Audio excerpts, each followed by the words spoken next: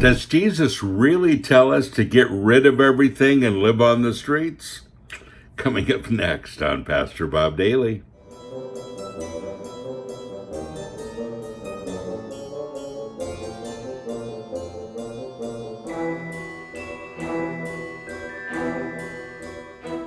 Dear Pastor Bob, in the Bible, Jesus tells us to get rid of everything that we have, or we can't be his disciples. Does he literally want us to sell everything we have and live on the streets? I know he says that he'll provide for all of our needs, but I'm just confused on it because being literal or using a metaphor is, well, what's he saying here? And it's a great question, and people have struggled with this one because we fail to continue to read Scripture in its context. That's kind of an important thing. Most of our questions would be answered if we simply read a particular Scripture in the context that it's written in. This is one of those. There's several things here. Jesus is talking to the rich young ruler, and it says you can't. You can't follow me and have all this stuff, because he knew that his heart was with this stuff and not with him. Jesus is also talking to his disciples, and he says, you have to leave everything and follow me. In other words, this has to be your quest. This has to be your focus. So this brings up a lot of questions then.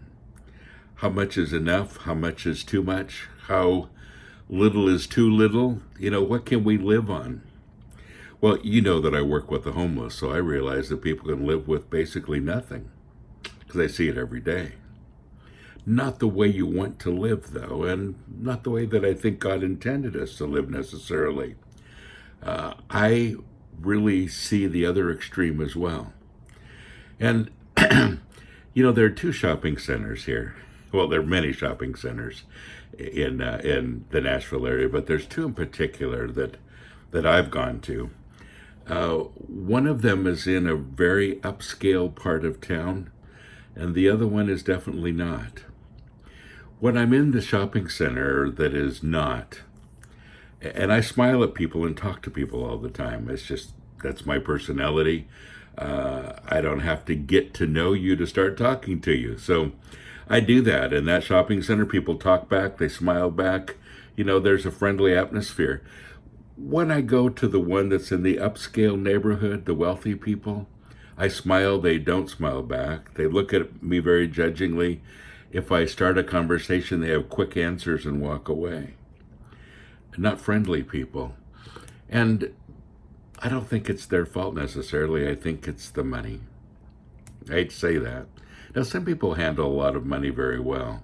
A lot of people don't. For a lot of people, it becomes their God. It becomes their thing. It becomes kind of a right to be a snob and to belittle other people who are beneath you. Yeah. So, I was having this conversation with someone the other day when they said, "Wouldn't it be great if you got $1 million?"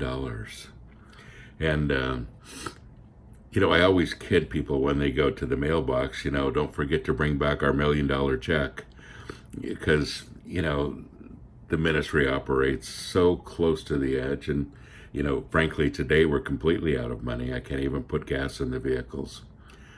And tomorrow we may have a lot of money coming in that'll last us for another week. So, but it's just kind of the way we do it. It's right close to the edge all the time. And just about the time that I think we can't handle things anymore, God brings more ministry with more expense. And we're serving, over 10,000 meals per month right now, and it's very taxing. And so somebody said, wouldn't it be great if somebody just gave you $1 million and you could just use it in the ministry? And I thought for a few minutes and thought, I'd rather do this than have too much. I see how people handle money when they have a lot of it. And there are some people that are good at it. Most people are not. And I guess I really wouldn't like to have that kind of temptation, to be honest. I don't think it's what I'm looking for. And I don't think it's necessarily what you're looking for either. You know, this is such a narrow thing, and everybody's different. And I don't want you to email me and tell me that you disagree with one extreme or the other, because I'm not making that point. But what I am saying in answer to this question is, yes, Jesus did say to leave everything and follow him. In other words, if you couldn't walk away from the things that you possess to follow Christ, then there's a problem. If you feel like you're so attached to your finances that it's stopping you from being a disciple, well, that's the point he's making. Leave the finances behind. Being a disciple is much more important. You know, it really comes down to not money. The Bible doesn't say that money is the root of all evil. It says the love of money is the root of all evil. And when you have that in your heart instead, well, that's when the problems begin.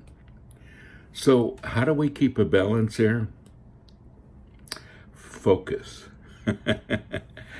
Christ is the center of your universe. And if everything is focused there, then whatever comes and goes financially and your stuff,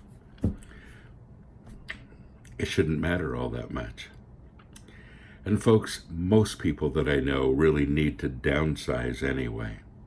Honestly, we have way too much stuff, especially here in America.